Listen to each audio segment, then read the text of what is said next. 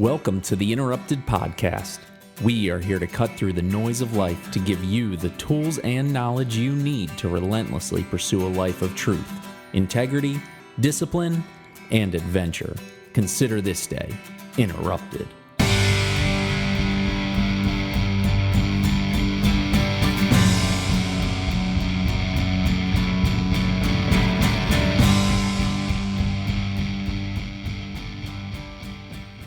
Hey everybody, welcome to the Interrupted Podcast. I'm your host, Steve Hallman, and again this week, it is great to be with you. Coming off an awesome week, had a long weekend this weekend. I was really doing a lot of work with my wife here in our home. We are converting a room into a studio. It was time. Many of you have seen the posts online, on social media, and some of the makeshift studio areas, and well, the podcast is growing, so we're going to grow right along with it is the hope. So we're doing a lot with both social media, the website, getting on new guests. There's a lot happening with the show here in 2021. As many of you have seen, I've started to push out some of the video content on YouTube. So be sure to subscribe and check that out. The Interrupted Podcast and Interrupted Outdoors are going to both be up and running this year, and I'm going to try my best to keep up with them to bring you all the content that you are requesting. So I appreciate what you're doing there. Hey, this show is committed to providing you many perspectives from people from all walks of life who are committed to a growth mindset that want to grow beyond their circumstances that they find themselves in, because hey, life can be tough, it can be difficult, the adversities that we all face, whether it be family related, vocational related, or those very just tragic interruptions in our lives that just shake us to our core. And it is my greatest hope with the conversations that I'm able to have with these amazing men and women on this show that you will be inspired, you will be motivated, and then you will actually move and put a plan of action in place for your life that you can excel and just crush every goal that you want to. So with that, we're going to jump right into the show today, and I am excited to bring you this show. This show is all about the past. What? You say the past? Yes, absolutely. The past. We're going to take a look at history. Today, we are going to be joined by Professor Tim Robinson. He is a history professor at Salisbury University. He is also a full-time sworn law enforcement member here in Maryland. And this guy is just so positive. His enthusiasm and passion for history, for teaching, and the way he is educating people and bringing history to life in his classroom, it's contagious, and I believe his students are just getting such a great benefit. He also has some published works out. He's been on many media outlets and just sharing different topics over time. He's just an incredible guy. I'm really thankful I've gotten to meet him several years ago, and we ran into each other around town, and I just had to invite him on when he just started sharing about some of the things that he's been learning. So this is a great conversation. It is so important that we look back just briefly at the past to be able to help us be more informed moving forward. We know that we do not want to repeat the mistakes of those that have gone before, and so we all have had different experiences with history. We've had those teachers, those professors that have tackled the topic in many different ways, but I'm here to tell you that there are exceptional educators out there, and today you are going to hear one of them, and I'm thrilled to bring this conversation to you. So enjoy it, share it, definitely like it, and send us over a message. This is our show with Professor Tim Robinson.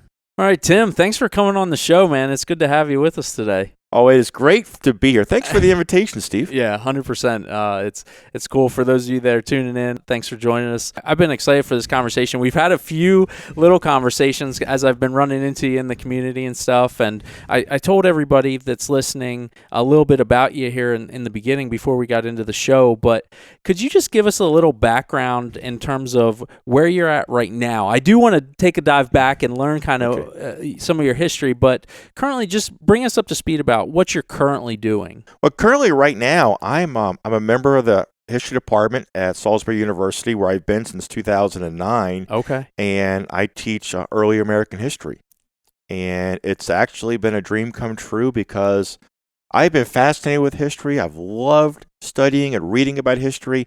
And if studying and reading and talking about history could be a hobby, then that's what it is to me. Awesome. And I get paid to practice my hobby. So it's like a dream come true. That's really good. And just engaging with, so you've been teaching there since 2009. Yes. The amount of students that you've had the privilege probably to be able to come and see through, and I'm sure some of those students are probably doing some amazing things. Do you get to hear back from them at all? Every now and then I do hear back from my students, and or I'll see where they are in life once in a blue moon. So I do hear back from some, yes. And it always makes me feel good when a student reaches out to me and tells me what they're doing now, and and wants to even engage me in talking about history. Awesome. Yeah, right on. Well, part of this is going to be a first for the Interrupted podcast in terms of the topics we're going to cover today, and it's really exciting to me just because I enjoy history in terms of reading. I'm typically, if I pick up a book, it's either going to be a self-awareness, personal development book, or it's going to be a nonfiction book, because I love the aspect of learning from high-performing people and the high-performance world that we're currently in terms of what the industry is putting out and content that's available in terms of leadership, and whether it's on the sports side, it feels so abundant now, but I don't necessarily believe it's just this current age. It's just we're seeing about it a lot more because of social media and because of access. But high-performing people obviously existed for forever, yes, in my opinion. And so as we can dive back into history and hear some of the really cool things, it really sets a foundation for, I think, moving forward. And even for what I want viewers to take away from shows like this, it's important for us to go back and not only reflect on what's happened, but how do we take those lessons learned and move forward? And I know that's even probably from a young age kind of a mantra I've heard is like, we have to learn from our past, right?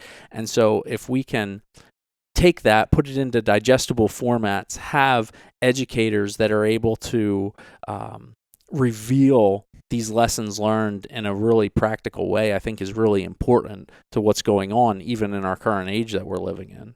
Well, one of the most well-known axioms about history that I've always heard is those that don't understand or appreciate the history or the mistakes that have already been made in history are doomed to repeat them. Mm-hmm. And there's several right off the bat. The most obvious one that comes to mind, it's a very lighthearted way of looking at it, but it's also very serious at the same time, that if Germany had learned from history of Napoleon trying to invade Russia, maybe he might have realized it was not a smart move to do.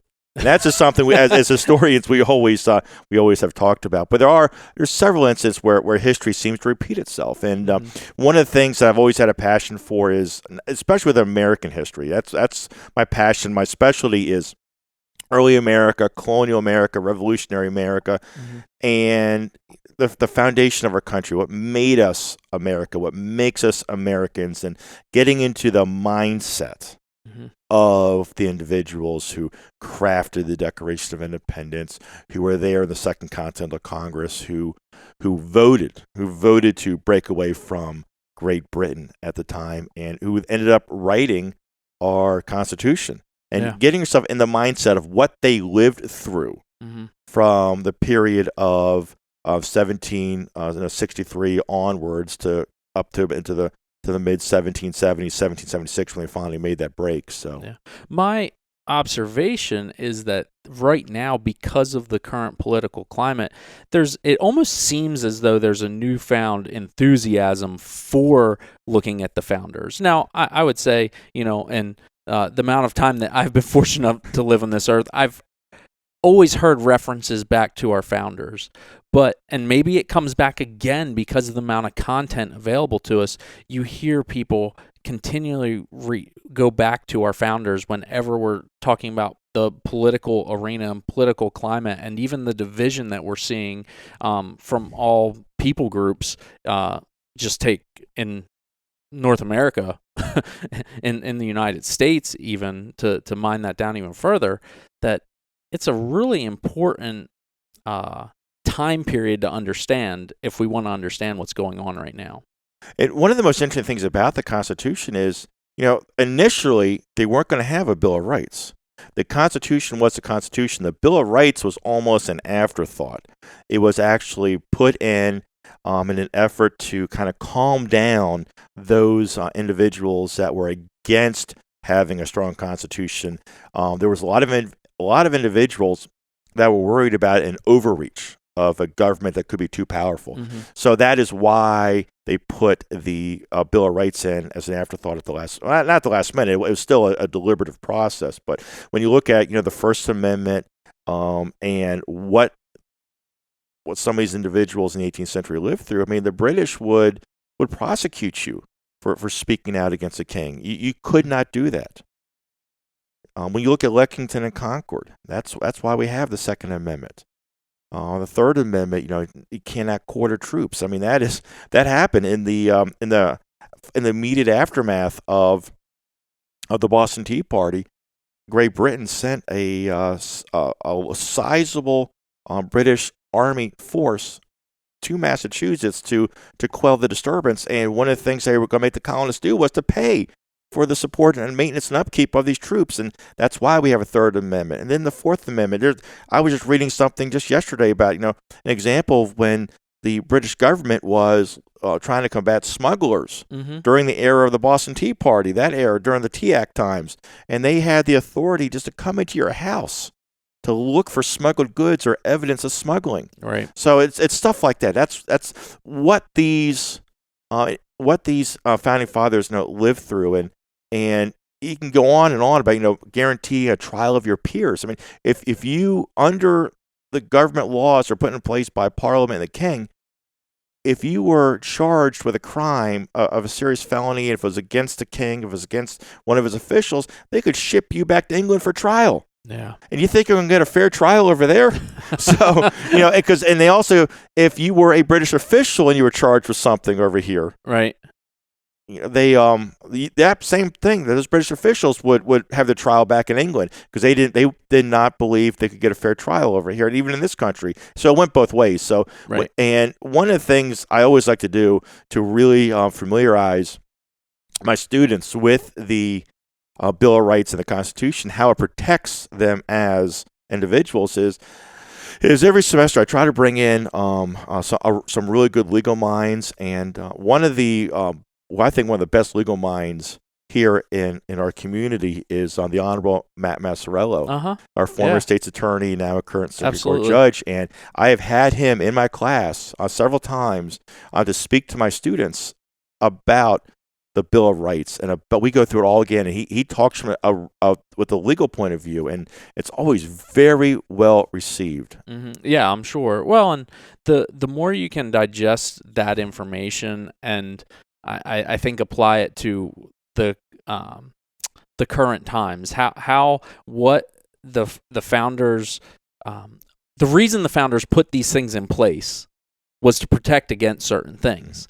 And then when you can take a current event and apply that to their forethought, they're very wise men. Yes. Yeah, I think that's really exceptional when you can actually do that and draw those connections, right? That's how we learn. We need to create those connections, and that's really important. So without getting too far ahead of ourselves here, I'd like to hear is, what are you learning right now? It's always a question I love to hear from my guests, where you have this background and wealth of knowledge, and you get to learn so many new things. But what has your attention right now? Well, right now, I'm reading another book by Nathaniel Philbrick on the birth of our nation. I just finished some work on the Wright brothers recently, and to be honest, I knew the basics of the story, but I really a lot of the background, and I did not know a lot about about their adventures in Europe trying to sell the Wright Flyer to the French, and that was just a really fascinating piece of work, especially the initial lack of enthusiasm for the project by the U.S. government, and they actually got more attention from European governments over it, and it's just really neat. I'm always reading. I'm like, when it comes to history books, I'm like a history book hoarder, if there is such a thing. So. Yeah. Well, I imagine with time periods, and correct me if I'm wrong, but a lot of times folks that are interested in history really gravitate towards certain time periods. And I would say the more that you learn about time period creates a greater context for that time. It may not be a person that maybe is the most well known, but the more you learn about how these people lived and the story of their life, it creates a greater context to understand the larger picture. That's true, and I also like the larger pictures. I had a conversation with somebody online this morning. It's just where they were telling me how much they like studying the world wars, and one of my prospective students coming up, and when you think about the world wars, World War I, and just how important it is, and it's gotten overshadowed by World War II. Everybody talks about World War II, and it's all World War II. You turn on some of the History Channel, it's all World War II all the time sometimes. But World War I is such an important event.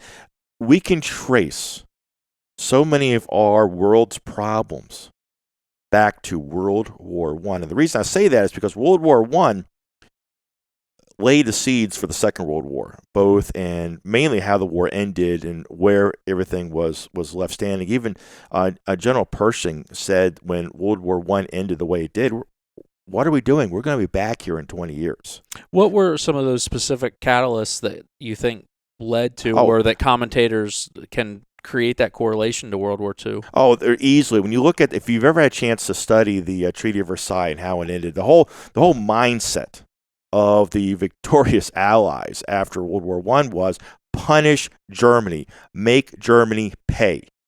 So they put items first and foremost into the Treaty of Versailles, making Germany accept full responsibility for starting the war. And they also put severe financial hardships in the terms of draconian reparation payments on the Germany that's going to destroy the German economy. And when the German economy collapses, the government's going to collapse. They're going to have what's called hyperinflation, not just regular inflation, hyperinflation. And it's going to lay the seeds for the rise of Nazism and people like Adolf Hitler to come to power. And a similar thing is also going to happen in Italy. It's going to see the conditions that are going to be created in the aftermath of World War I. That's going to see the rise of the future dictator Benito Mussolini. And it's all could have been prevented if the war had ended differently.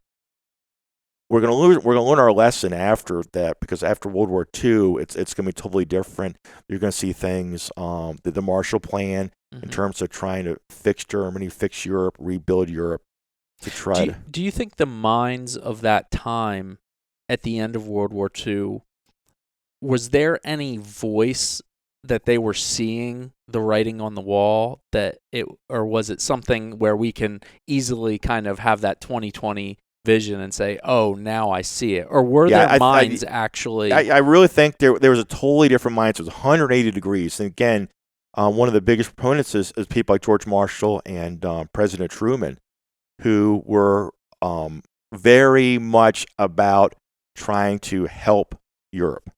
And they even extended it to the Soviet Union. Now, they would not accept it. The Soviet Union did not accept it because they were always very suspicious of the West. But it totally different atmosphere at the end of World War II as opposed to World War I. Because World War I, I also got to remember, World War I was the first major conflict in Europe in a century. First major conflict since the era of Napoleon. And when World War I began, they all thought it was going to be over very quickly. In Germany, one of the reasons Germany gets blamed is because they did fire the first shots. They saw the war as inevitable, even though it's going to start between a misunderstanding over the assassination of Archduke Franz Ferdinand and the Austrian throne against the Serbians. what's going to happen is when all the alliances start kicking in, and starts off when Austria delivers Serbia an ultimatum, and Russia goes to back up Serbia. Then Germany backs up Austria. Then Germany threatens Russia threatens Germany. France then comes to Russia's help, and it's just, and there are the rhetoric back and forth. Right. Once they saw the handwriting on the wall that war is inevitable, Germany actually goes in the offense first, and they actually invade France, but they have to invade France through Belgium. And once they invaded France through Belgium, which is neutral, that brought Great Britain into it was a mess. Yeah. And Germany actually thought they could end the war. In the period of like 12 weeks, they thought the war was going to be over. They had a plan, the Schlieffen plan. They were going to end this war, and then they were going to pivot around to deal with Russia after that. Did not work. They had no idea what was getting ready to happen with the Western Front. One of the neatest things I do like, because I just love history and how to engage it on a daily basis. It's on Christmas Eve. I always enjoy watching this. It's a European-made movie. I believe it's a French-made movie called. I always mispronounce. I don't speak French, but it's a Joyeux Noël. Okay. But it's how you say Merry Christmas in France in French, and it's about the Christmas Truce of 1914. Yeah. It's a fascinating story. It's one of my favorite stories in history, and many people have heard about it. But if you don't know about it, it's when the guns fell silent for a 2-day period on the Western Front, and the Germans and the French and the British all got it together and engaged as one, and they stopped fighting for a couple of days over Christmas 1914. As soon as you said that, it brought up, I just listened to, I don't know if it was on television or if it was on radio, where somebody was going back and actually studying that to determine how much truth was in it. And basically the conclusion of that was that they realized how underreported it actually was, but when they started to look, it actually was pretty widespread. Yeah. It started in one area that was reported very well, but there was actually pockets, if I'm correct, where it was happening. Yeah, it was actually more common than not on the Western Front. Yes, and for that year only. Next year, both sides took pretty strict measures to make sure it did not happen again. Yeah, and that's, I guess, the higher ups that weren't actually in the trenches. They weren't. I mean, but 1914, they came out. They were singing Christmas carols together. They were exchanging food. Unbelievable. Playing games, playing soccer with one another. The humanity in that, helping each other clear no man's land of dead bodies, burying the fallen. Yeah. Wow. Pretty exceptional when you think about that, and all that makes me think when we talk about these different periods that seem so like linear and concrete now as we look back at history, of how that should inform current events. And what can we learn from that even now? I realize that's a huge question, but as we look back, it's like, okay, the war ended at this time. These political agendas came out this time, and we can see it from that 40,000-foot view. But right now, in the midst of what seems like turmoil, what can we learn, and what's informative about that? We got to find common ground. How can we find common ground with one another to get along? That's what it all comes down to. And they found common ground on the Western Front that year. Yeah, and they realized there was something more to it, as good humans that share the earth. Yeah, yeah, man. So much. It all comes down to communication, interpersonal skills, and then how do we deal with the different agendas and larger picture there. So. Interesting. Well, there's more we want to get into, but let me stop us just for a moment on that. Some of these stories. I want to hear a little bit more about you and what brought you to the place and time now. Where did you grow up, and what's your background? Well, and where'd you go to college? Things like that. Well, I grew up in the D.C. area. I grew up in Bowie. Okay. And in beautiful PG County, and that's my home. Yeah. And my father was a police officer over there. He did his career in the Prince George's County Police Department. I didn't know that. And I've always had a fascination with history. I always had a fascination with military history. My grandfather was a World War II combat veteran. Okay. He was in the 9th Armored Division. He was in the 60th Armored Infantry Battalion, and he was at the Battle of the Bulge. He was also at the Battle of the Bridge for Remagen. He was wounded on the German side of the Remagen Bridge, and he would always get me when I was a kid watching World War II movies, whether it be The Longest Day, The Bridge of Remagen. I used to always watch it with him. The Guns of Navarone, the Kelly's Heroes was another one. Yeah, Those kind of a comedy with that. Yeah. And he would always get me books. He would always get me books too, and I just developed a fascination with the time period and listening to his stories. And I knew I had a knack for it. I never forgot the story. When I was in high school, I went to a high school, and I was DeMatha Catholic High School in the D.C. area. Okay. It's very well known for its sports programs, but also it's got a very good academic reputation too. And I believe it was my junior year, and I was taking a U.S. history class, and it got time to the point where we were talking about World War II. And the teacher at the time, I think, if I remember the story correctly, he was really suspicious that his students weren't taking his tests seriously. It was always multiple choice, and I always did very well on him. And he switched to an all-essay format. Fill in the blanks, short answer without telling anybody, any of the students. That's dreaded. Okay, that's right. And everybody's failing it. Everybody's failing this test, and he was embarrassing everybody. And to try to get his point across, he was handing out the test, calling them out by name, and announcing their scores and everybody's failed this test, failed it miserably. Then he gets to me, Robinson, 98. And you're instantly hated within the whole class. People are looking at me like, what?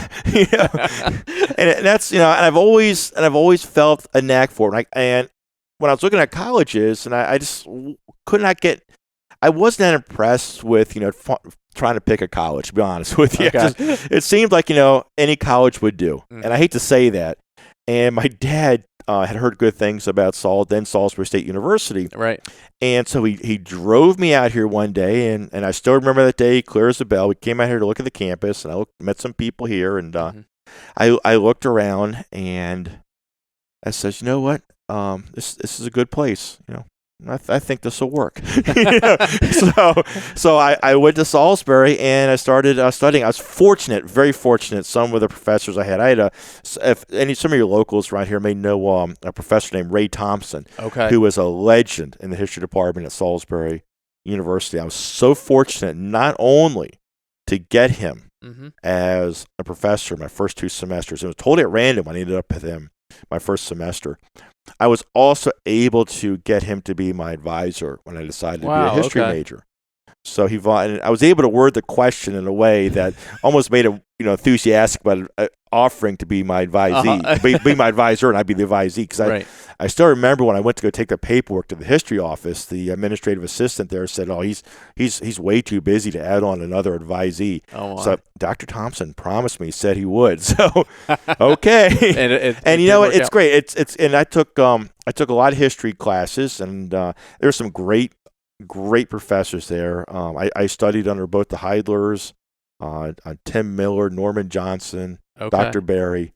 What was some of those characteristics that maybe even now that you try and incorporate into your classroom that really stood out for those professors? What was about the way they enthusiasm for your topic, and a lively presentation. And I do read every single evaluation that my students do at the end of the semester. I look for, and I do take it hard. And if I do see something, if they think I'm not doing well, I'll try to improve. Or if they don't think it was a good idea, something I did in the semester, I do take the feedback. But almost consistently, when the question is about, does Professor Robinson have enthusiasm for what he does? Yeah, I get high marks on that, and I get so excited sometimes that I'm just a little bit short of like jumping up on the table. I'm so excited, and it shows. I've had students tell me it really shows because they can tell how enthusiastic I am for the class, for the material, and my passion for it. And they said it makes them want to come listen and learn. What do you think it is about history where a lot of times you hear that I'm bored with history? History's dull.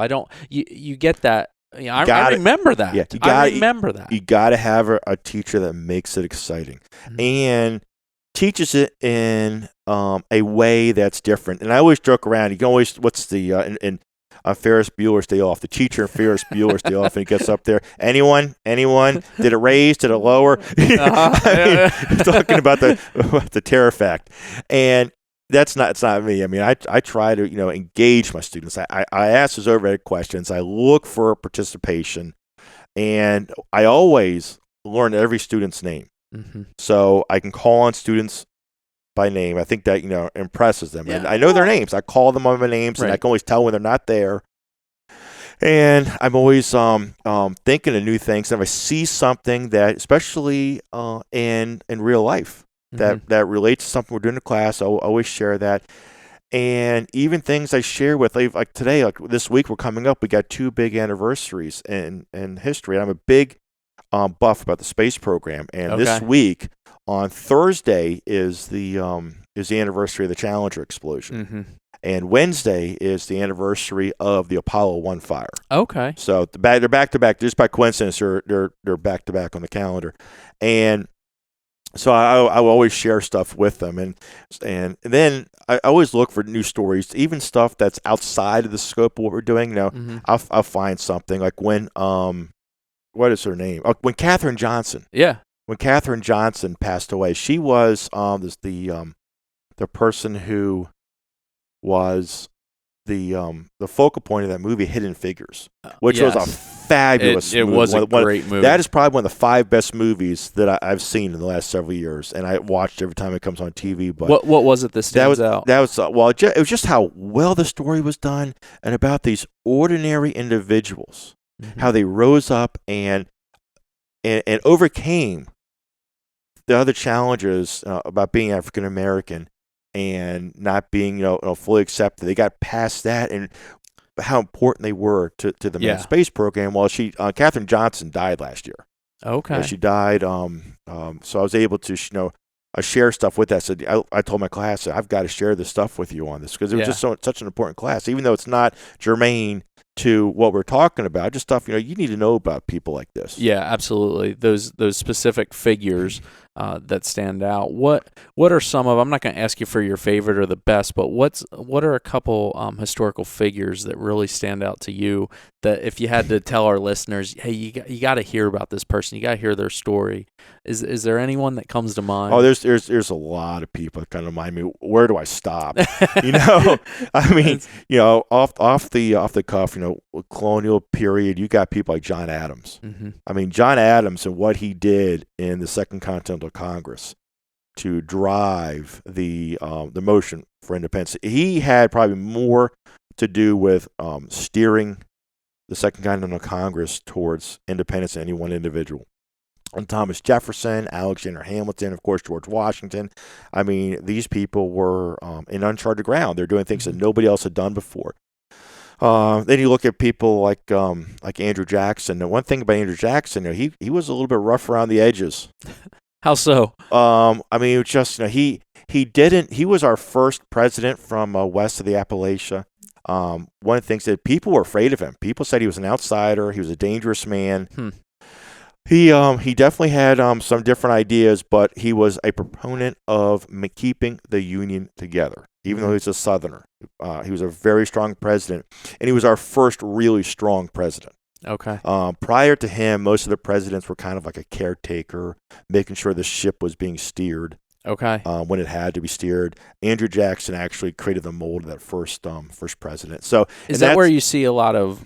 Was there a lot of policy that came out of his administration, or what was it? Strong, just in how he took an active role in shaping policy. Okay. Shaping policy, and being strong, and he threatened to hang his vice president by the tallest tree.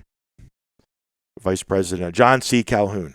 So the president, vice president haven't always gotten along. No, they didn't get along. See, John C. Calhoun actually was an author of a piece that was very critical of Andrew Jackson, South Carolina Exposition and Protest. So turns out that it was kind of a ghostwritten, but found out he was the author of it. Okay. He took a lot of steps over the You see, South Carolina threatened to leave the Union even during Jackson's over some economic issues. Okay. And as a result, he basically he said, "No, our Union is going to be preserved, and I'll do what I need to do to keep South Carolina in the Union."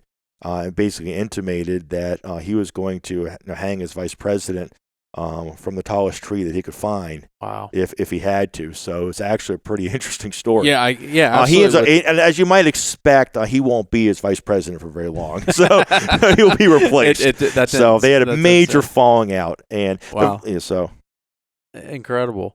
Yeah. Then you have of course Abraham Lincoln, Teddy Roosevelt. Teddy Roosevelt is another example of a very strong president and who actually tried to shape policy.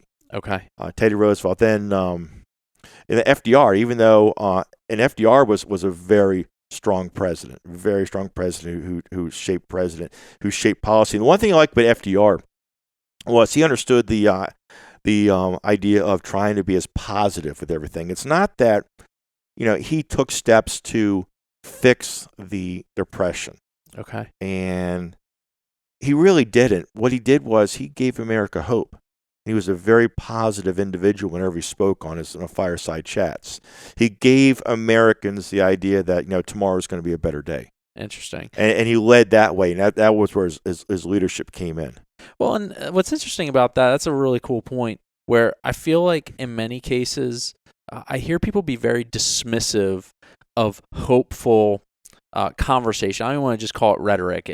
You hear that a lot from politicians where they might say what needs to be said, and people say, "Oh, they're just being political," and there's nothing innate, or that's just what they have to say. But in many cases, those hopeful words and hopeful speeches, I think it is important for our leaders to have those, and people often, I guess, become like, well, what are we going to do about it? What is the actual tactic to achieve what you're saying you're going to do? But it's interesting how, while there's policies important and what we see with executive orders come out, but there's something to be said for someone uniting us with their voice. Mm-hmm.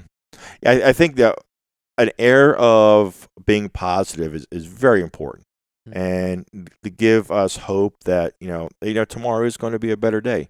And you cannot discount that, because I don't want any leader in anything, whether it is the leader of a business, whether it's the leader of a fraternal organization, or the leader of our government, always just positive. Always want the individual to be positive and carry a positive vibe.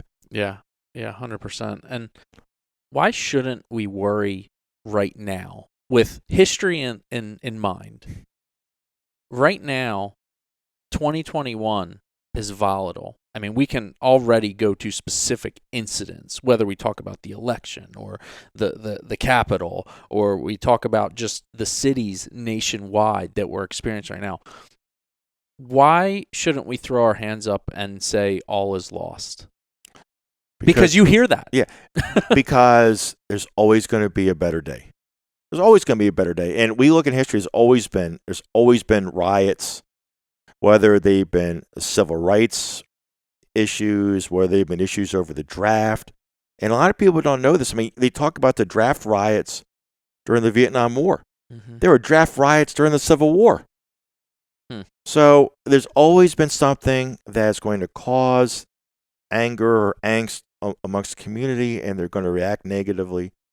And we always get past it. We're going to get past it. We as Americans will get past it. Mm-hmm. We always do, and we always will.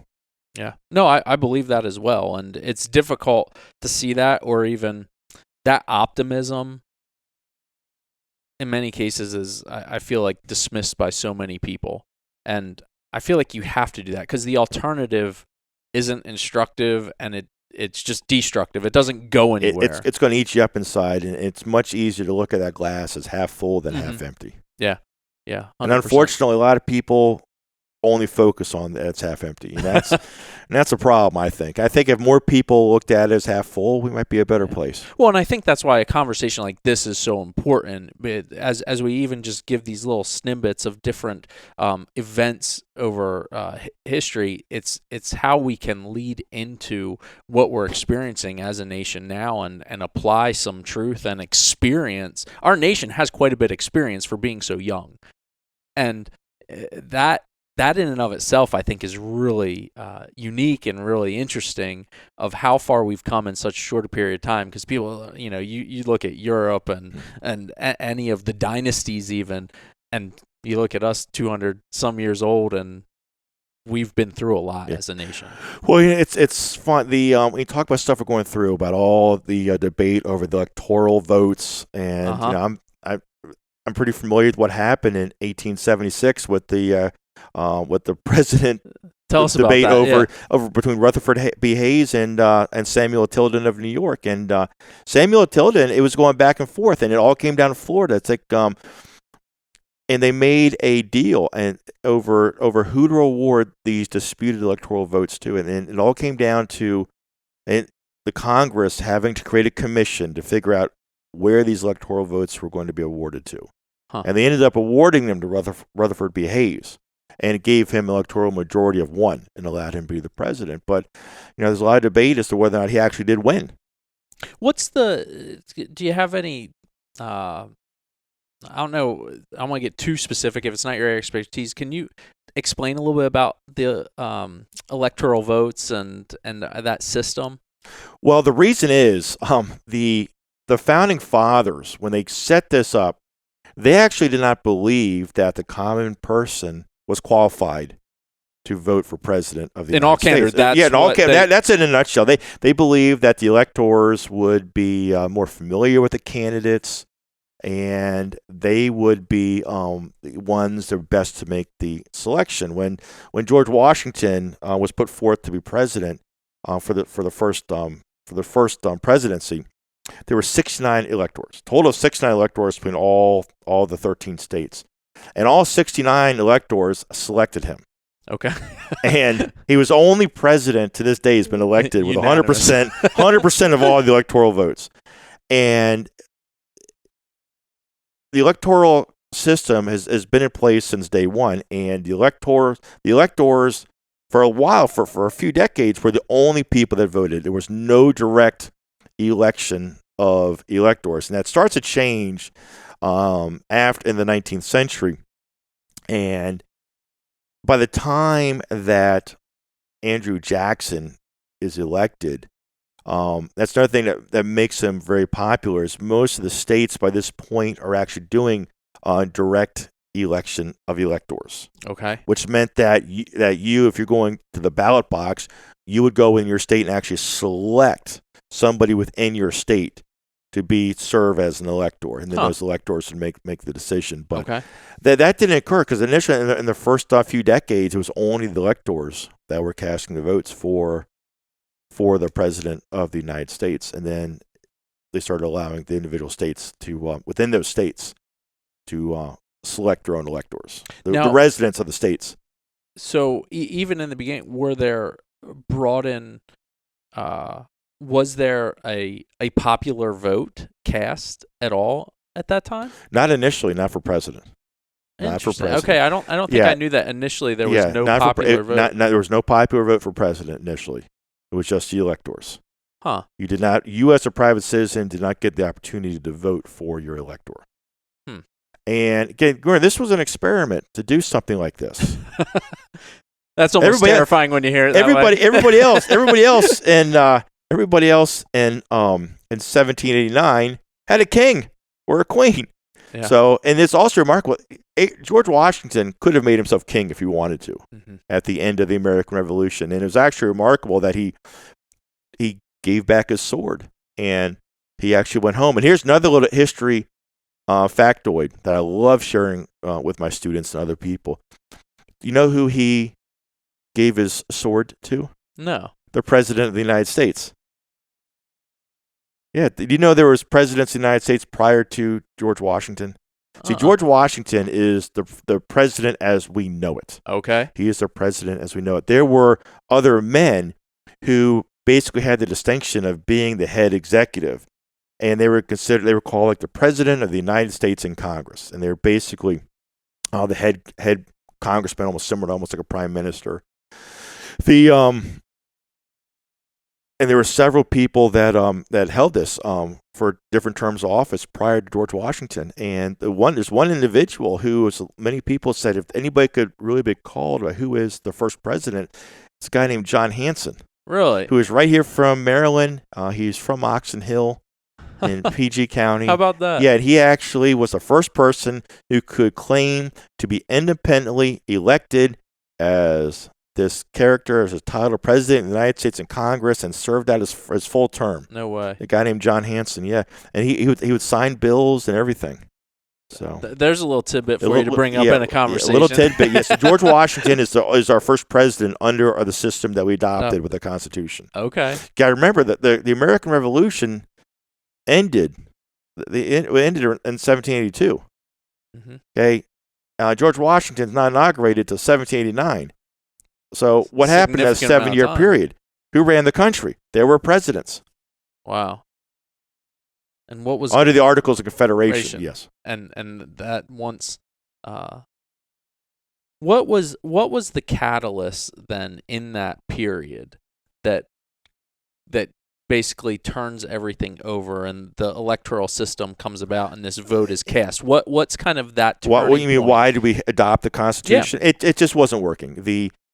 We were 13 individual states, and back then, basically, the state is basically almost could be like an independent country, and basically, I like to say they were called these United States. It wasn't the, in terms of like there was no unity in it. Right. There was no unity. The national government at the time was not able to regulate trade between the states. Was not able to impose taxes. And it basically it was a free-for-all. It was every man for himself between the states. And the main reason is they were afraid of a strong tyrannical government. They did not want a very strong central government because they saw what King George III had done under his reign. They wanted to have a national government that was kind of low-key. They realized that it was going to be too low-key. And they called a convention to go back in 1786 to go back to try to let's work on this again. Let's work on this. And initially they were going to try to revamp the Articles of Confederation, and they realized, you know what, we just need to start over from scratch. That's what's terrifying. And then we need to start over from scratch. And then they ended up, and they did this all in secret now. They did this all in secret, and they proposed it to the people. They proposed the Constitution, and in 1787. And it got put out there. And do you know what the first state was that ratified? Delaware. Yeah. Delaware is the first state that ratified the Constitution. And I believe it was September 1788. And then the rest of the requisite number of states followed suit, and it became the law of the land. Yeah. And another thing that was issued, they actually had a little mini rebellion in Massachusetts, known as Shae's Rebellion, prior to this too. Yeah. Okay, where because of severe financial issues, farmers were having a tough time making go of it. They couldn't get their crops to market. They were having a severe economic downturn. The government could not do anything to help them, and they ended up basically marching against Springfield up in Massachusetts, and it was a mini riot, mini rebellion, and the national government turned out to be powerless to do anything about it. And Massachusetts was forced to deal with it on their own. That was another thing they realized, that there just was no teeth for the government to do anything. So that's another thing that went in. So we need to do something else. Yeah. Well, that's amazing in and of itself to say that these men tackled a task that, I mean, now I don't even know how something like that would be tackled in that, scale, but it's pretty exceptional that those changes they made have served us. Now, I guess that could be left to debate as well, how well they serve us, but it's interesting even now in amongst turmoil that we've seen, even in my lifetime, how these changes that so many people get so upset about, and whatever issue it is, how it still hasn't collapsed what we have. And I think that strength is something to appreciate and actually try and understand, which is why I like having this kind of conversation, because it forces me, and I hope it does others, to want to go back and to learn that information and to know that information. And I guess a question out of that I'm thinking about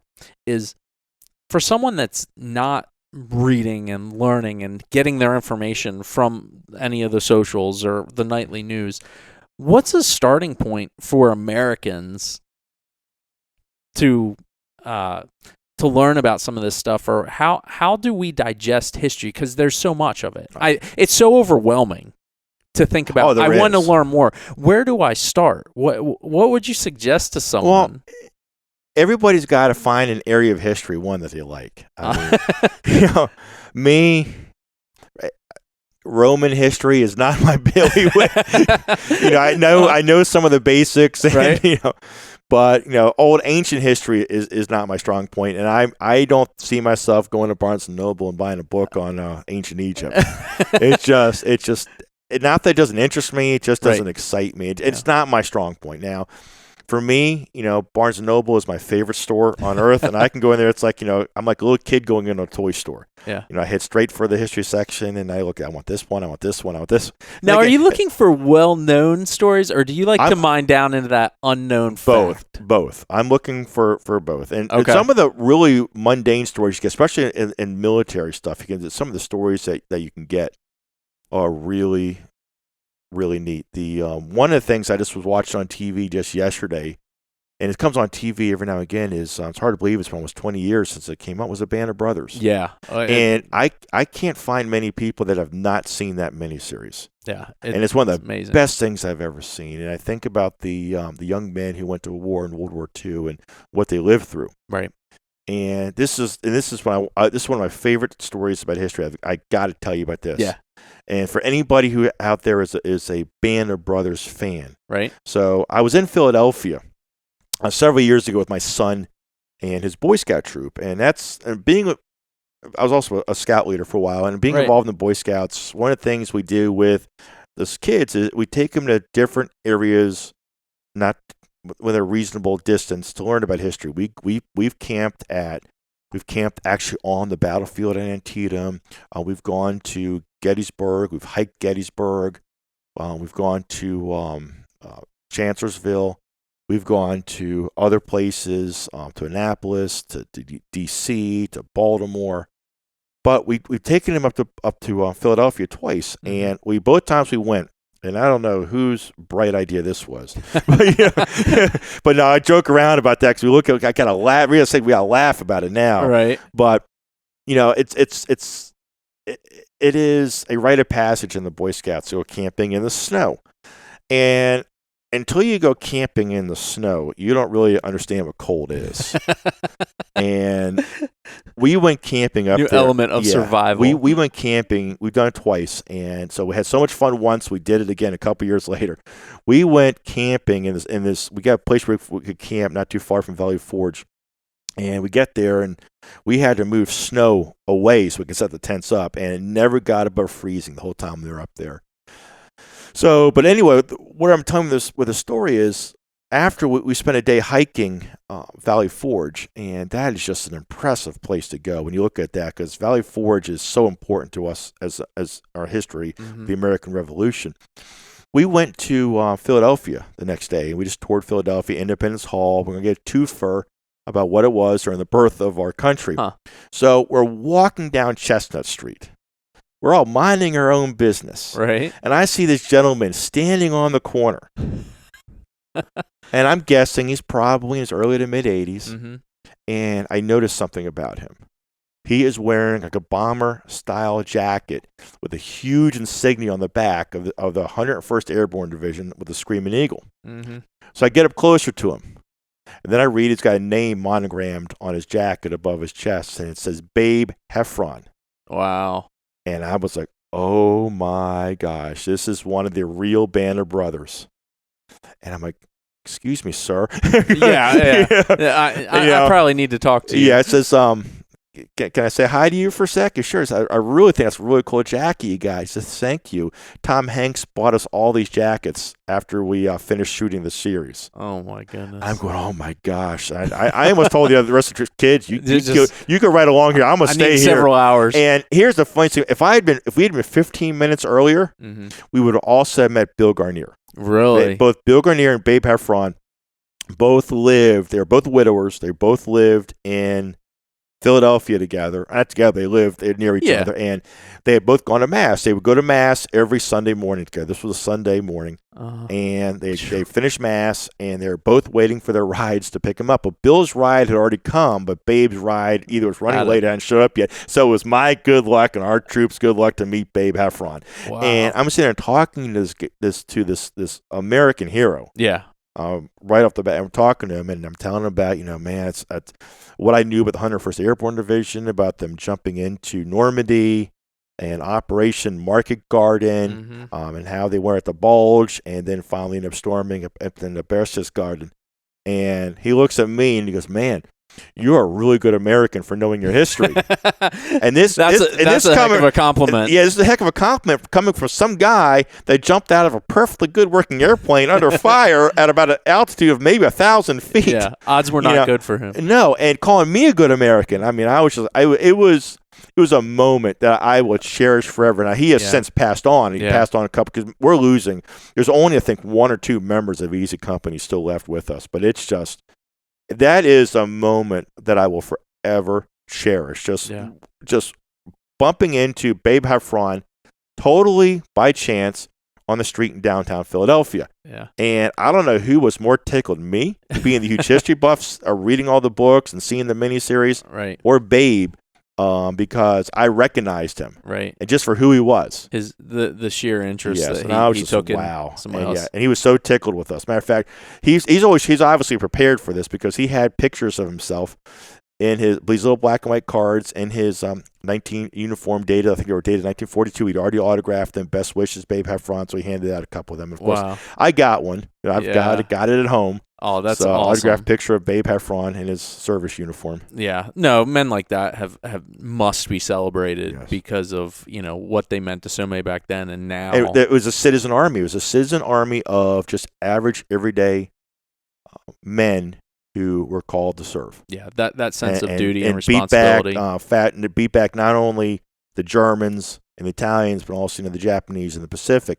And again, I'm always carrying these conversations about World War II. And us, as Americans, when I say World War II, it just, most of the time you think about D-Day, and that is what everybody thinks about D-Day and the march across Europe. But there's just so much more about it. You've got the North Africa campaign, the Italian campaign, the Pacific campaign, and then you also just cannot discount, what the Soviets did. And that was a meat grinder on the Eastern Front. Yeah. I think that's about 10 million people lost their lives on the Eastern Front. So it's just, it's really amazing when you look at the whole of World War II from a global perspective like that. Yeah. Well, what do we have now? I would say we can appreciate those men and women that served in so many various number of capacities to get through an event like that. And it changed the face of, global economics. It changed the face of just how we see the law and our place as Americans in the world. And what do you think we're currently, and I'm going to do it in the present tense, learning from that event back then? I hope that we as a society can move forward just like we did. I mean, we put our society and our world on pause, for a few years during the World War II years, and we came back bigger, stronger, better, and I think we're going to do it again. Yeah. And I always think that I always believe in the idea that our best days are still ahead of us. Mm-hmm.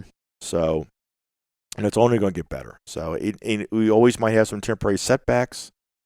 But I think in the scheme of things, we're all America, and we all want to see America be successful, and we all want to make sure we're all going in the right direction as good Americans. Yeah.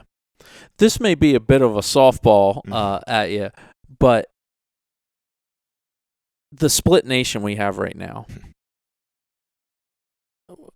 I mean, is this are we seeing this for the first time? And no, we should be worried. How has what we're experiencing now already happened? You touched on it earlier in the conversation, but there's so many fearful people saying we are more divided now than we have ever been in the history of this nation. Is that a true statement? I don't think so. I think we're very divided right now in 2021. But when you look at some of the most controversial things, whether let's look at the decision over abortion. You have people on both sides. Mm-hmm. You have the whole thing about with the abolition movement, and the abolition movement was huge, coming out of 19th century America, and you had some people that were very much for abolition, and you had some people that were not, and it ended up giving us the Civil War. But if you look at we've at the end of the day, we're all going to try to march in the same direction, but at the same time, we can both be divided. Mm-hmm. Look at the era of Vietnam. There was a huge divide in our society during that time. Yeah, and we all got past it. Mm-hmm. We all got past it. We ended up we were able to put a man on the moon during that time period. Right. So I think we as Americans will find a way to come together. And you look at what we've overcome in American society. We've overcome. We've dealt with pandemics before. We overcome that. We're going to overcome this one.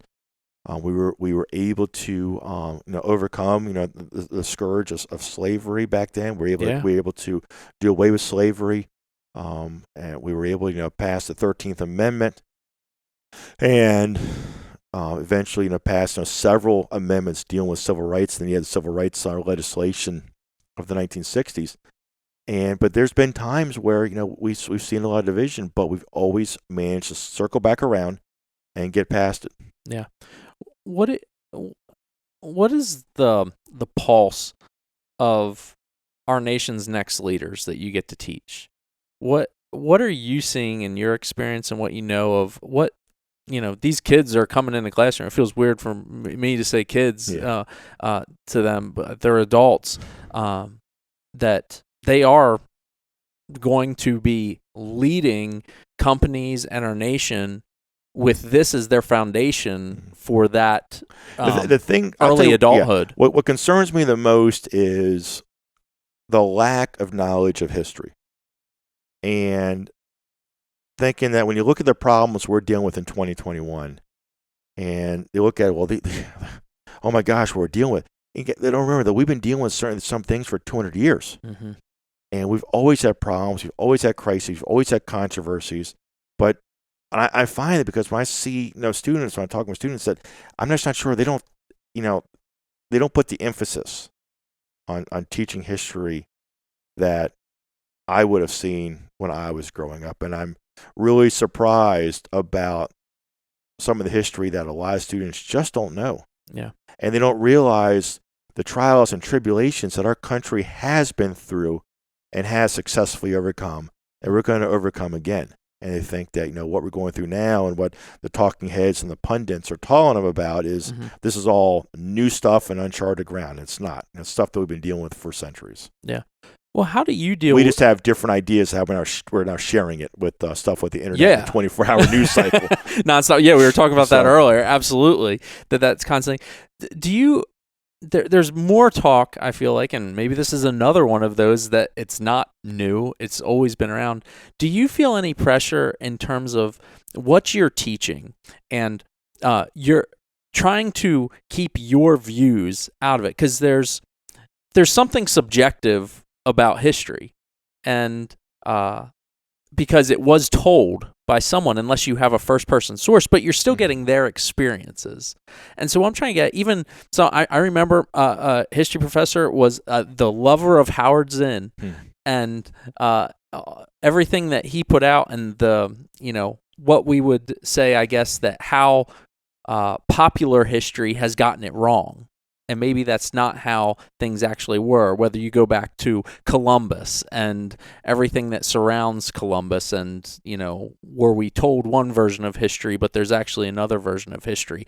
How do we navigate history through the eyes of historians? How do we vet it? Well, the most interesting thing about this is there's been stuff in our country that we can be proud of. Mm-hmm. But there's stuff in our history that we're not proud of. And a good historian touches on both. Okay. So a good historian will touch on both and will not allow their politics to interfere in anything, and will try to be as objective as possible. And I try to deal with facts. I try to talk about facts and have those facts entertaining and telling people some surprising things. Okay. And I tell people, some students all the time, so I didn't know that, or I would have thought it was something else. And you mentioned about Columbus, and everybody when we're in grade school, first of all, we always were taught that Columbus sailed to prove the world was round, and that couldn't be further from the truth. They knew the world was round. They were actually setting off west to try to find a shortcut to China. Mm-hmm. They knew that if they just did not know there's this huge landmass called North or South America. They were about to run into. And they were going to run into. They were only off by about 6,000 miles in the navigation, but they knew, and then what it gets glossed over until you really get looking into history about what happens and what Columbus sets in motion, what you have now called the Colombian Exchange, mm-hmm. and with things going back and forth, whether it being fruits and vegetables and plants and even disease. Diseases went both ways. The Europeans brought smallpox and totally decimated. Some numbers in some areas of the Americas wiped them out almost 90%. Yeah, talk about European a pandemic. Disease. Yeah, they had no natural immunity to, and the Europeans discovered syphilis, mm-hmm. and brought that back to Europe. So it went both ways, and then it's just had and some of the brutality that was inflicted by the Spanish. Mm-hmm. And that's all been glossed over too. And it's a sad fact that it happened. Yeah, there are certain lenses that history comes through. And I try to look at stuff as objectively as possible. Look at the facts. I was reading some stuff on Roanoke, the first settlement, first attempt at a settlement, and it ultimately failed. And when they first from 1584 and 1585, and the first couple of visits, but when that second visit in 1585, it was kind of, even though it was a military expedition, they kind of screwed it up. Okay. For the settlers when they were going to show up in 1587, because when the settlers show up in 1587, they remember the way the military expedition of 1585 treated the native population, and they were doomed from the start. The 1587 group was doomed from the start as a result of it, just with relations with the Indians. And there's all kinds of little tidbits and hidden stories behind that. So and it just that question kind of is, I like to understand that when I'm looking at history and hearing about history, there is a source that's telling me about this, and I love it if they're first person, but quite frankly, there's some probably incredible historians that are retelling things that are important. Mm-hmm. And a lot of things you can't discount, especially with the colonial experience of the Native Americans, whether it was in Jamestown, whether it was in Plymouth, and there's so many different. That's also been very fascinating with the colonial experience with the Native American population. And you mentioned about firsthand stuff. One of the things that I do with my students is I expose them to a lot of the firsthand, what they call primary documents, for them to make up their own minds. Interesting. Okay. So one of the for me, I'm giving them my take on it, but I want them to look at the original documents, go back to the original source. Mm-hmm. Look at some of this raw data. So one of the first things that I have them do is I'm totally fascinated with the Salem witch trial period. Okay. And I will actually provide them all kinds of data, information, writings, research that still exist from 1692. Wow. and I will break them into teams. And I've started doing this. And I give them there's 3 roles on each team. One person is the prosecutor. One person is going to serve as the defense attorney, and the other person is going to serve as the jury on this team. And they look at these original documents, and they got, from their point of view, have to make an argument. Is this person guilty of witchcraft? Is this person not guilty of witchcraft? Wow. It's amazing how to defend. Yeah. And I use the original documents. One of the other things I do is I work with probate records that I left behind. And I give them all these documents that are left behind from late 17th and early 18th century Delmarva, especially here on the Lower Shore. And they've got to piece together somebody's life. Wow. From just documents. So again, it's not just, I expose them to both.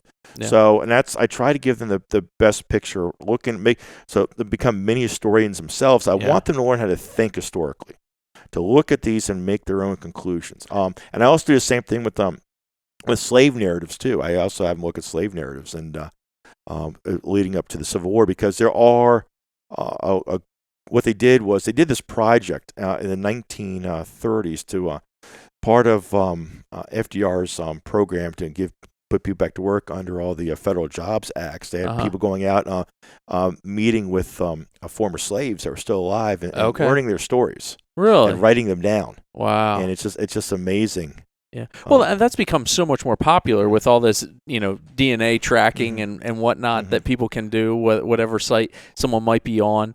And there is a process or let's say probably a more efficient process in terms of doing your own digging and research. That's really cool that you're able to push that on to the students, that they can not just necessarily read about history, but actually dive in and figure it out.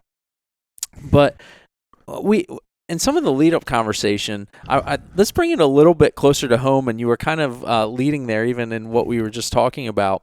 What are some interesting things about right where we're at here on the Delmarva Peninsula? Is there something that stands out, or some stories maybe you could share about maybe some things that live here in Maryland and maybe they don't know about? Well, I always like to tell people locally, do you all know that there was a pretty significant German POW camp just south of Salisbury in Westover? Wow, no idea. It's still there. The buildings were actually built back in the 30s, but then there was the whole property was commandeered and turned into a POW camp in 1943. Okay. And wow, it been held overnight. They said the population of Westover, I think, doubled with all these former members of Rommel's Africa Corps coming over here. Oh my goodness! Yeah. And so it's very you can almost see it a little bit from the roads right off of US 13, right off of US 13, right off the northbound side. It's right on the opposite from where you would turn off to go to Chrisfield. Okay. So yeah, it's down there in Westover. And how long was that operational?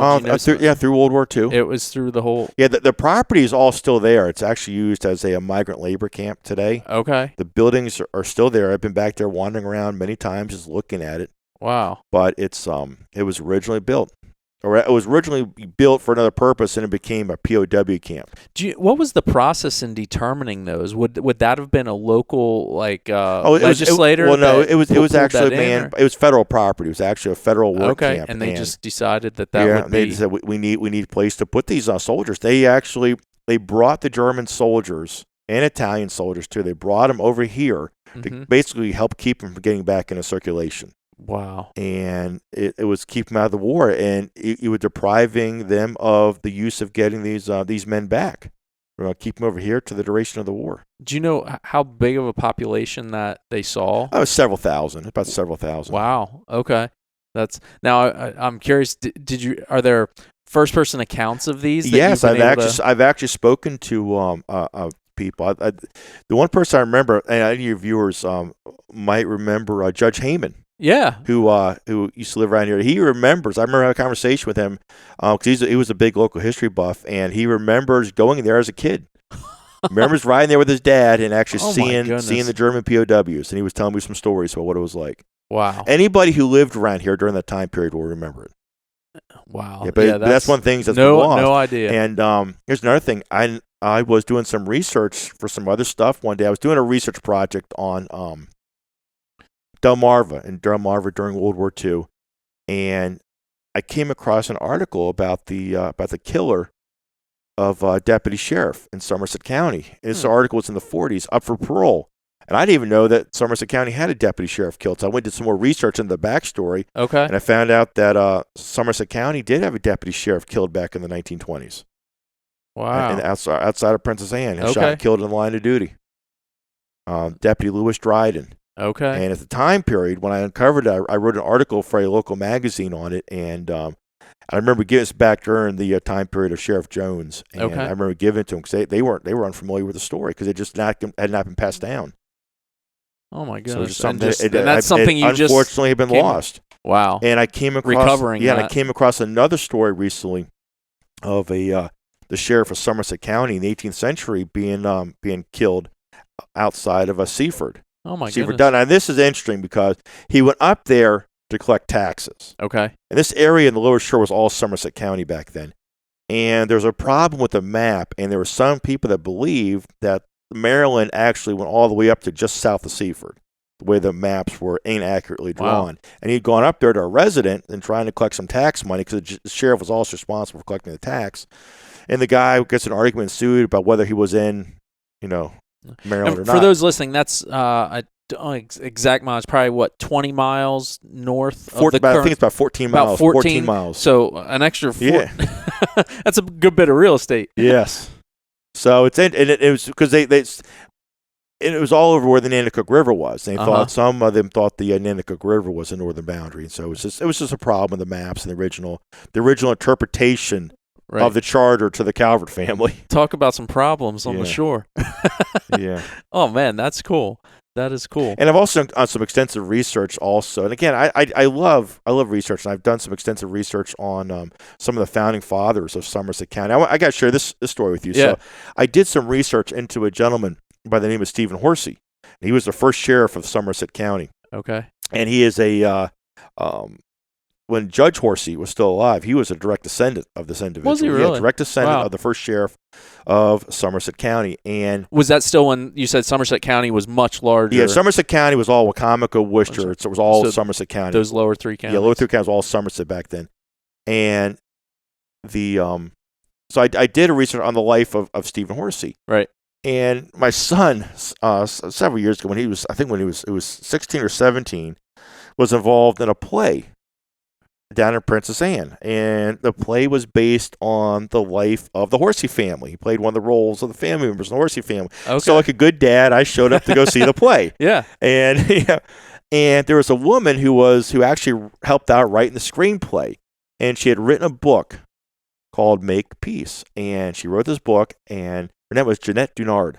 And she had written this book about the Horsey family. Okay.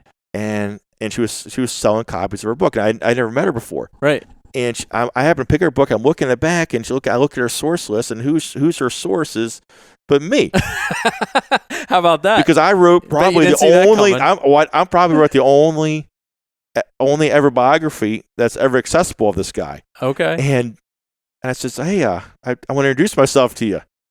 This is me. I'm one of your sources. She was like that. It was incredible. I bet it was. That's probably just what are the odds of that? Of my son independently getting involved in this play that she was a playwright for, something that you based on that. got to write about. It was really, really wild. That thing I went and bought a lottery ticket after that. Didn't win, but But yeah, again, it's one of those history coincidences. I absolutely love history, and again, my favorite, I love colonial history. I love early American history. My thesis work was on Maryland and local history, and it was called English or Catholic and the Quest for Identity in Provincial 17th Century Maryland. Trust me, it is a page-turner once you get into it. And I also have a fascination with not only the world wars that I've already mentioned, but I also have a weird fascination with the space program. Yeah. Always had it. Because I remember when I was a little kid, the old Saturn V's going off, and it was just coming out of the moon period, the moon launches. Yeah. And I had such a fascination by it. I'm almost trying to do everything I can about it. And I was all set up to have a talk last spring at the university. I was hosting a talk on the manned space program. And unfortunately, it got to get canceled with COVID and everything like that. But I had NASA involved. They were coming. They were going to bring a moon rock. And I had I actually I met a guy, and this again totally by chance. I happened to be at the TV station one day, and I met this guy named Jack Clemens, who lives over in Lewis, and Right. he is actually a bona fide NASA a NASA scientist. He actually worked for NASA. He actually, if I remember, we told me correctly, he joined NASA about during the Apollo 8 mission and retired during the space shuttle era. Wow. And wealth of information. The stuff he must have seen. And the stories, I could talk to this guy, and we just talked, and we talked some buff about it. I think, he realized he met his match in me, because I was impressed. I knew my stuff about the space program.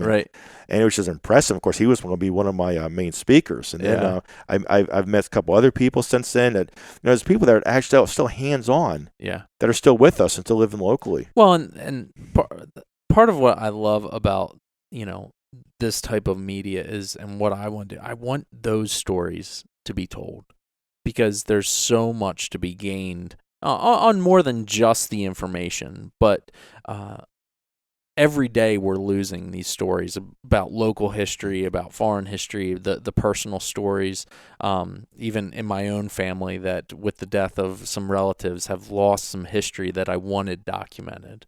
And to be able to engage with these, incredible minds and people that have contributed so much to, quite frankly, the lives we get to live now are really important. And a lot of times I think those connections aren't made. When you look at even like the World War II generation, they are slowly but slow. They're leaving us. It's just amazing. It's just in a couple of years, I don't think we're going to have any of them left. Yeah.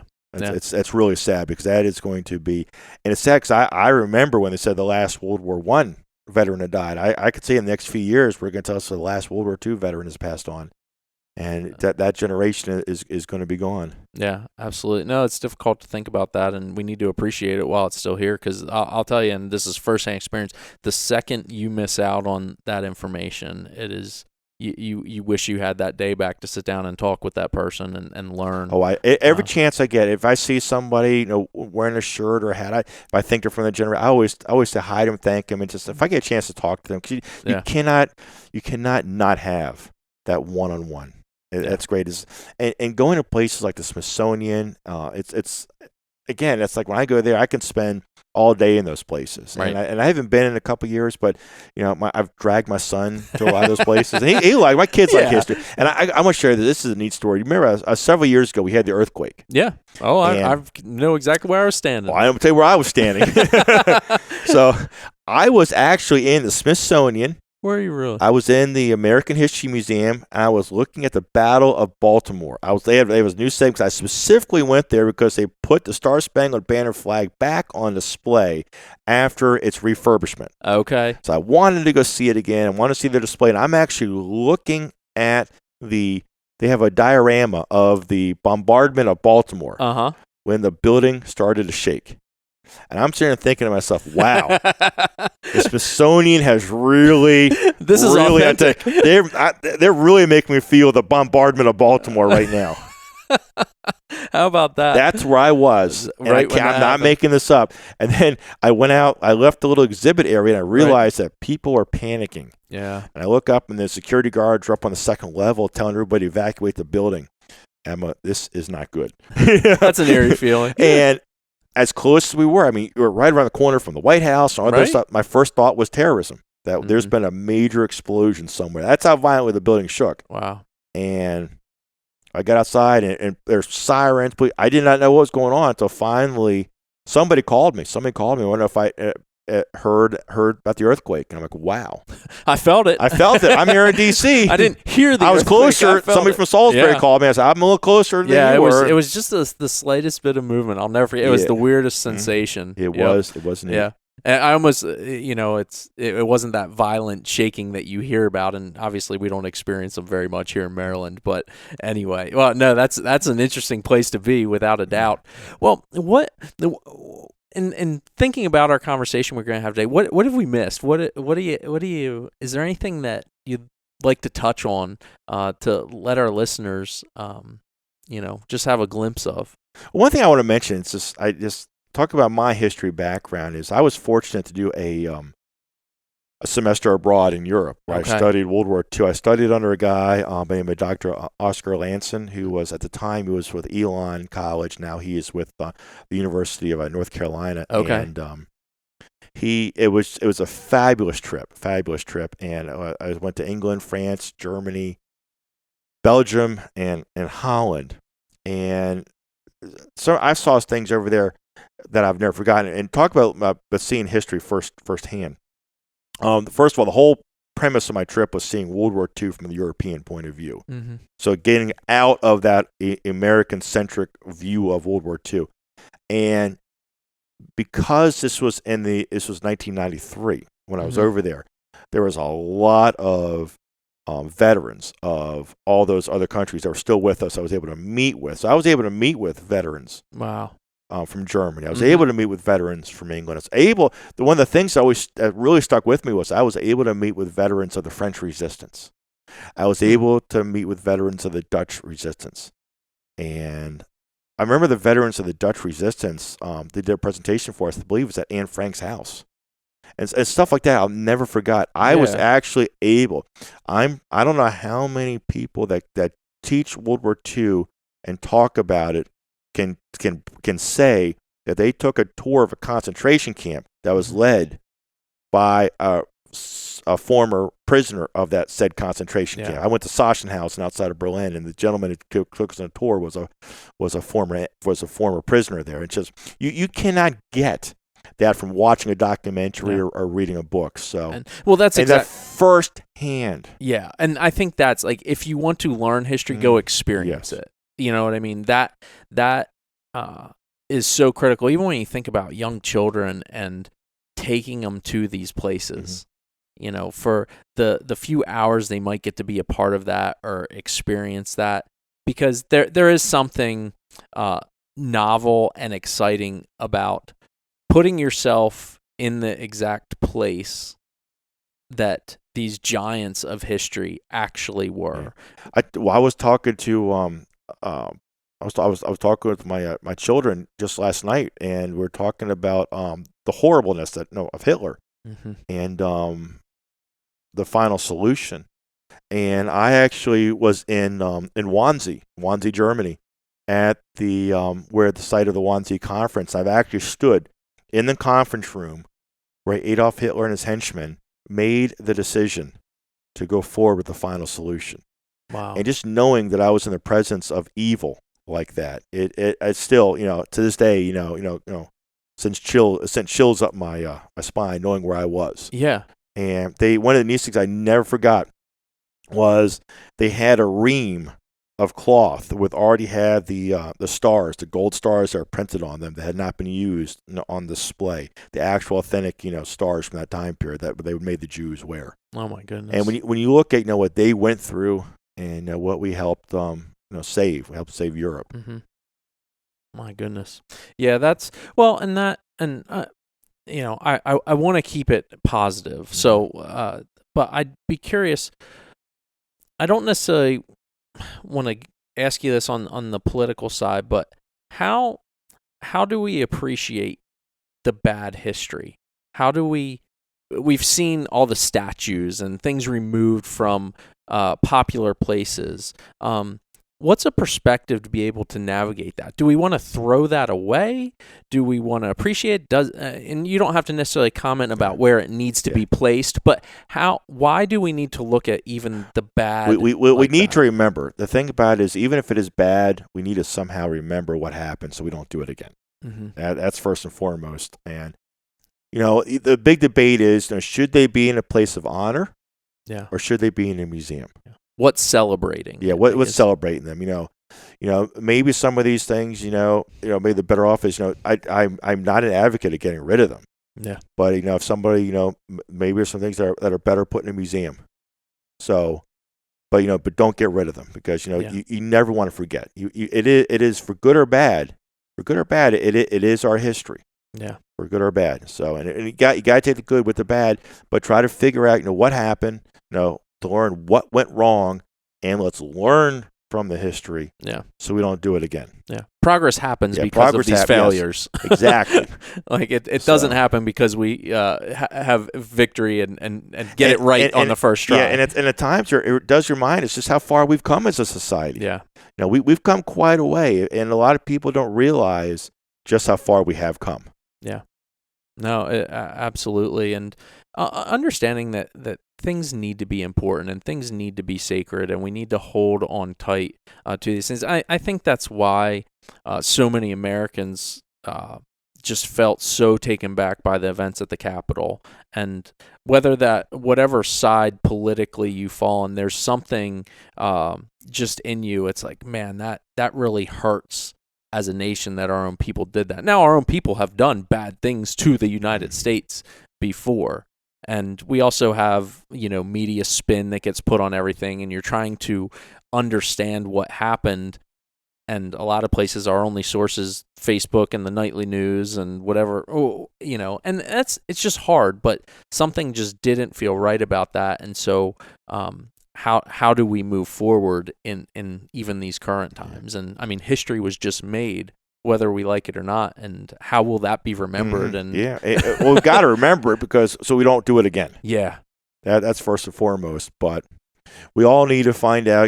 Again, I would say the common ground as Americans and move forward. Mm-hmm.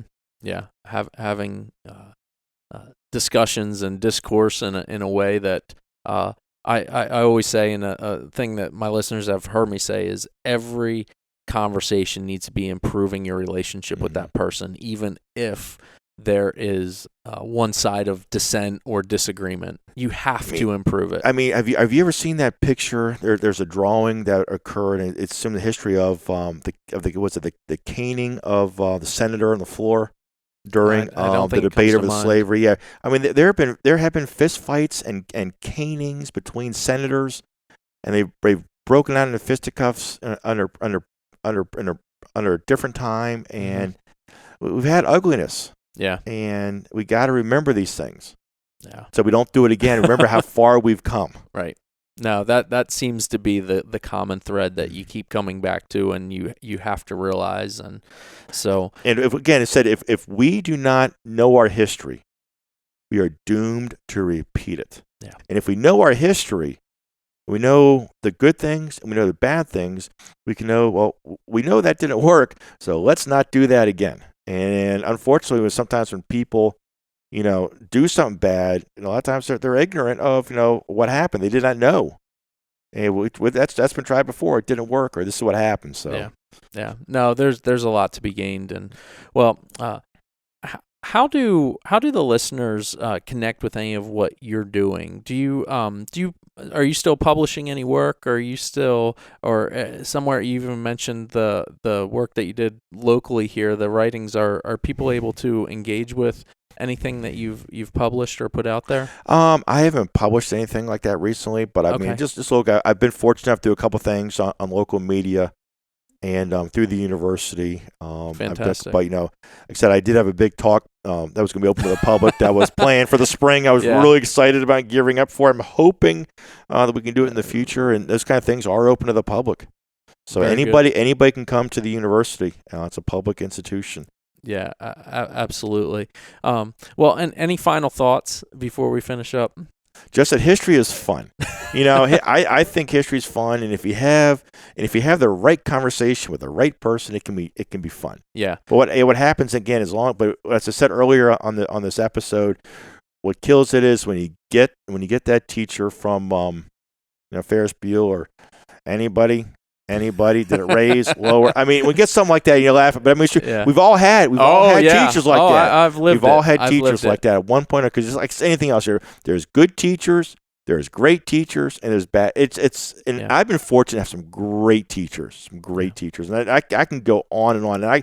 And and some of the teachers that I've had some great faculty that I've had absolutely had the pleasure of working with, and a couple of them are still. If I can mention a couple of them real quick, Dr. Perryboom and Dr. Long, two great faculty members at Salisbury University that have a passion for history that are still there, and I highly recommend if anybody is at SU and is thinking about taken these classes. There's a lot of fabulous faculty at SU that have a lot of passion for what they do. And I was fortunate. There was somebody there that I really instilled my passion for colonial America. A woman by the name of Melanie Perot. She was like I guess in other words I can describe it. She was like a goddess when it came to talking about history, and really, really stroked my passion for colonial America. Wow. And it's people like that, and some of that. And those were on the graduate level I had. Then people that I had, when I was fortunate, I had some really good faculty when I was and as an undergraduate, and some of them I still I've reconnected with. I've been able to find on social media, and I can still interact with. And it's just I try to take the best of what I liked from some of these professors, and try to put it on to this new generation of students, and try to. I see it. I'm not just teaching them, but I'm also trying to entertain them too, to make them want to come. That's a lot of teaching. It's not about just educating. I'm trying to entertain them and engaging them. Entertaining every and engaging. day that our teachers stand up in front, you are putting on a show, and not a unauthentic show or inauthentic show. You're putting on a display as you teach people about truth and helpful things that will inform their life and go forward. And for the teachers that, whether they were doing that or aren't doing that, or aren't refining their craft to better do that, I'd say you have to, because we are up against very difficult times in terms of attention spans and everything the world has to offer. And so to show that enthusiasm out there and encourage people is really important. And I remember my days teaching, that was just so important to me, that it felt like the lights were going to go on and the show was about to start every morning when those kids come in, because you have got to keep them engaged in whatever the topic may be. It's really important. What are some of the vocations and things you're seeing current history students step into? Classically, I always hear of going on to further educate, whether that be in on a college level, or whether that be in a elementary school or in a high school. What are are there new jobs popping up, or what are the opportunities? Let me tell you, I'm glad you asked that, because so many people, I've had students come up to me and say, I love history. I had a student come up to me one day and say, I love history, but I told my parents I want to study history, and they said, you need to focus on something where you can get a job and make some money. So let me tell you, this is how you go back and answer your parents. All right. Okay, anything in the liberal arts, if you don't have a concrete say, I want to study this, find something in the liberal arts, whether it's political science, whether it's English, whether it's history. The thing with that is it teaches you how to read, how to analyze, how to write, how to interpret, how to present. It teaches you all of these skills, and it gives you almost another way to learn is to look at stuff, to get your message out, to be able to interpret what other people are saying. And it just gives you a broad skill set to go out in the workforce and do almost anything. So I graduated from Salisbury University in 1993, in May of 1993. Okay. And in August, I was in the police academy. So, and teaching was never on my mind. I mean, I thought, man, maybe I might like to be a teacher. This police thing didn't work out for me, right? But a police thing did work out for me. So, and it was a good career for me, and absolutely, I'm still there. Also, in terms of also, teaching. Well, so I go back to get a master's degree, and I'm like, you know what? Because I really want to have the accomplishment of having a master's degree and have a master's degree on my resume. So I'm gonna get it in history. And so I got a master's degree. Still not thinking about teaching. And I go through my whole. I took one class a semester. Spent 5 years getting my master's degree. Walk out of the door with my master's degree from Salisbury University. Still, not thinking about teaching. Shortly after I graduated, I had an off-chance conversation with one of those faculty members I mentioned, Dr. Melanie Perot, and I said, I'd like to teach one day when I retire from my current job. She goes, we do hire people, on a contractual basis now at part-time. So really? And that was about it. Didn't really pursue it that much any more than that. About several months later, I ran into her again. Ran into her again at an event in Salisbury, and she had asked me if I'd heard the news about some administrative changes at the university, and the current chair of the history department was being promoted to be the new dean of the Fulton School. Okay. And I go, well, who's the new chair? She goes, you're looking at her. Can I have that? And I said, can I have a job? And she said, come see me next week. That was my whole interview process. Wow. Because I was fortunate. I knew her. I'd been a protege. Yeah, there's a level of credibility there. I'd been a protege of her. Took several classes with her. I think she knew what I was about. She knew me well enough. Yeah. And she and it took me a couple semesters to get my foot in the door. And I started in 2009, and I've never looked back. And I've been pretty consistent. I've been fortunate. And I feel blessed. I think it's a privilege. Yeah. I am blessed. I'm very appreciative of the opportunity the university has given to me, and I go in there every day full of enthusiasm, probably more enthusiasm than I probably should have. But I love it. Not at all. I absolutely love it. And again, that comes through. And I've had students, tell me, it's obvious how enthusiastic I am for it. So it takes those kids that maybe aren't really that thrilled to be there. And I've had kids tell me, I hate history. But because of your enthusiasm and the way you ran your class, I actually will look forward to coming. Yeah. And when I get comments like that, I'm like, what? It makes it all worthwhile. Last semester, with all the lockdowns, they allowed the faculty to make our own decision of whether we wanted to teach, how our modes of teaching. And I chose, they're going to give me the opportunity. I'm going to teach in person. Yeah. I'll comply with whatever requirements they make me comply with for social distancing and personal protection. And I did. I complied with everything. And I taught in person. I had many students came up to me thanking me for teaching in person because I was their only in-person class. And I'm doing the same again starting this week. I'm going to be teaching in person again. I'm looking forward to it and providing that for the students. And I'm just excited for the opportunity to be back in the class. As I mentioned in the beginning of this show, it's just, where else can you go and get paid to practice a hobby? I mean, I'm not saying I'm not diminishing everything. No, I don't hear that at all. But to me, it's like that's the way I treat it. I don't feel it as I am working. I mean, I spent 3 hours this morning prepping for my lecture on Wednesday night about Roanoke. And I mean, and I've already done the lecture, just fine tuning it and putting up things I'm going to show the students. You're not exchanging your time for money. No, I love it. It's a passion I have, and I can talk about this all night long. No, absolutely. What would you say to, first let me hear, what are the actual courses that you're teaching? What is like the title? I've taught 3 different courses there. Okay. The course I've been teaching the most lately, and it's actually my favorite course. It's a survey level U.S. history class. It's a U.S. history class. It's a survey level, so it's a broad class. Right. And it's everything from the first arrival, the first colonists. I'll give a little bit of the background with the Spanish and just a little brief overview of Columbus and how he got to the discovery of I always say the quotation marks, the discovery of America, and then all the way up through to the assassination of Abraham Lincoln. And that's when I call it a semester. I always get to the and then a little bit about the birth of Arlington National Cemetery, and I call it a semester. Yeah, absolutely.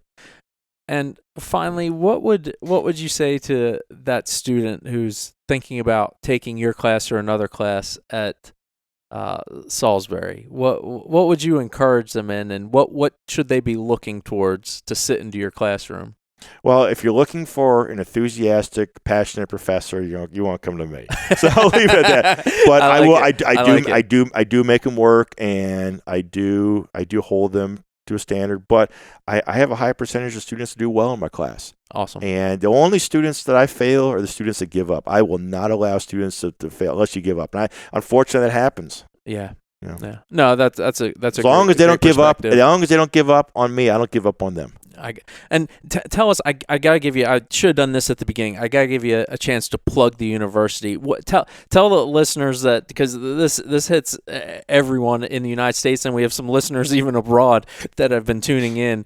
And tell us about Salisbury University, just briefly, if you can give an overview. Salisbury University, I think, is the best university in the state system of Maryland. All right. But that's first and foremost. That's a beautiful campus. We're located here on Maryland's Lower Eastern Shore in the beautiful city of Salisbury. But the administration of Salisbury has done a great job of handling everything with this COVID stuff. And that's great to hear. And one thing I'm proud of is that, most campuses, either some campuses in the state system didn't open at all for in-person learning, or closed down. They closed down for Thanksgiving, did not open back up. They stayed virtual for the rest of the semester. Wow.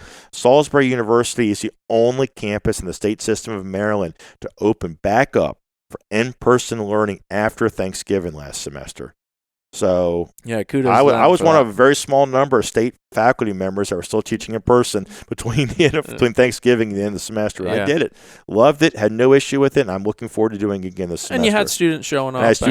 And there were opportunities for the ones that. Yep, opportunities for ones that didn't, and I tried to be I was understanding, and it's if somebody was sick or had an issue, then we dealt with that, and there's other modes for people in that situation. But I'm very pleased with the job Salisbury University did, and awesome. The way the university has grown over since I've been there as an undergraduate, it's grown tremendously.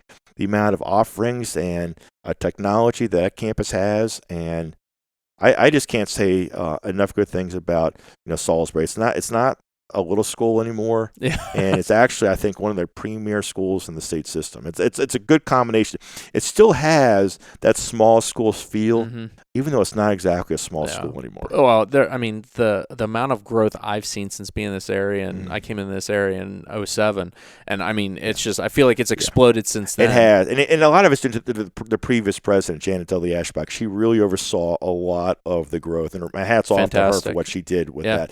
But again, I would say by that small school feel, it's the faculty there are not overwhelmed. It would be rare to be in a class more than 35, 36 students. That would be very rare. The average class size is probably somewhere in the mid-20s, or some classes even smaller than that. Excellent. And the one thing I pride myself on is I learn I teach 2 classes, and I always make sure I know everybody's name. Yeah. I think that's important. And that's what I do, because I think the students like that. I want to know who's who. Even when they email me, I like knowing who I'm talking to. I'm not talking to total strangers. And I also go with the philosophy in life that I never meet a stranger. I always will talk to people. I'm ready for the stranger. I mean, even when I'm buying clothes the other day, I ran into a woman who was trying to buy something, for her husband was having trouble buying, and I'm helping pick out the size. That's the way I engage people. I'm a people person, and I just love talking to people. And I talk to total strangers all the time. Well, I think I don't meet strangers anymore. Once I realize I don't want to be a stranger, and I walk up to total strangers. Move from stranger to acquaintance. I'm done. I'm like, I will talk to you. And I think that stands to be informative in terms of even just for people. Start with maybe family members you don't know as well, and even if you got expand out. However, your progression needs to be ask questions of people. That's one thing I love about my current job, and even having now this platform to be able to sit down and talk to people and get to know people a little more in their story and where they come from. It adds so much value to your life. Well, you never know what somebody's story is until you ask them. Yeah. You never know who that person who's behind you, next to you, what that person's story is. Yeah. And I know it's not. I'm not telling everybody to go up and start talking. But it reminds me, just I think if we were more civil and more engaging, this would be a better world. Yeah. It reminds me, because I'm a big Seinfeld fan, and it reminds me of one episode when Kramer came up with that idea of making everybody wear name tags in the building, or something like that. Or he said everybody in the city have name tags, and he put a name on, put everybody's picture in the building with a name on it, so everybody know who they are. So, it's just in the lobby. So, yep. But I think if there's more of a familiarity. And once people are familiar with each other, all those barriers go down. Yeah. And I'm going on a totally different topic than no. But once you're familiarized, whether it's different cultures, whether it's different personalities, those barriers are going to drop, and everybody gets along so much better. I've seen it firsthand. Yeah.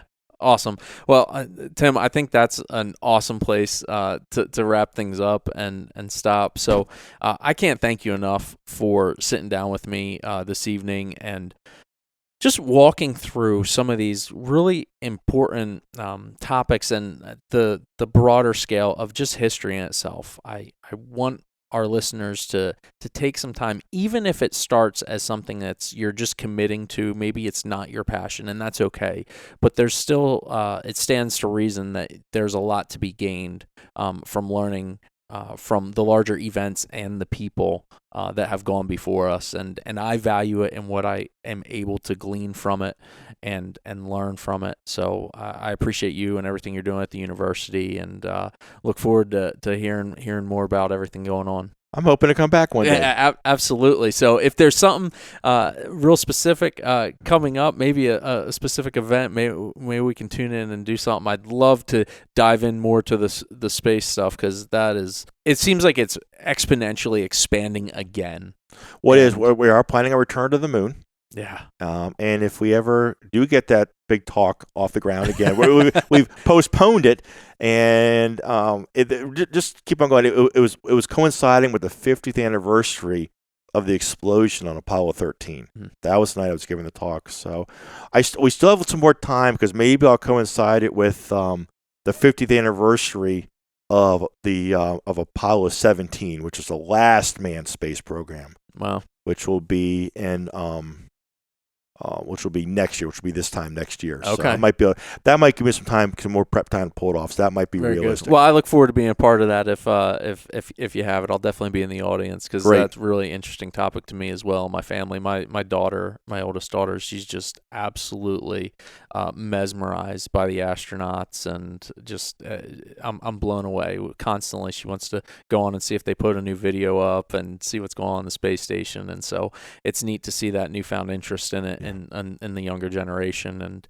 I kind of feel like my generation, we were in that just transition era where we didn't get to see the lunar landings, live that day, and then we saw kind of the end of the shuttle program. And I was present for a shuttle launch when I was very, very young, and I just have snapshots of it down at Cape Canaveral, but it's really, really cool stuff. So, well, I appreciate you for taking the time, and look forward to the next time. Great. It was great to be here. Thank you.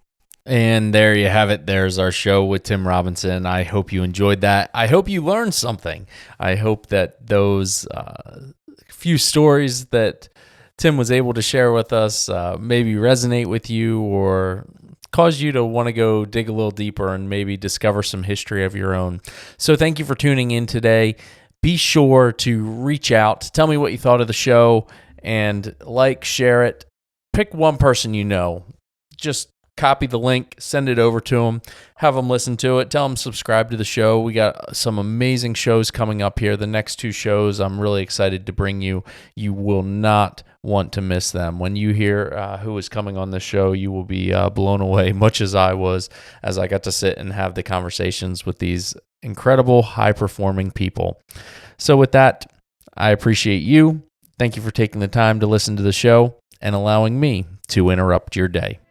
Thank you for listening to The Interrupted Podcast. You can follow us on Facebook at facebook.com/The Interrupted Podcast, and on Instagram at @TheInterrupted_podcast.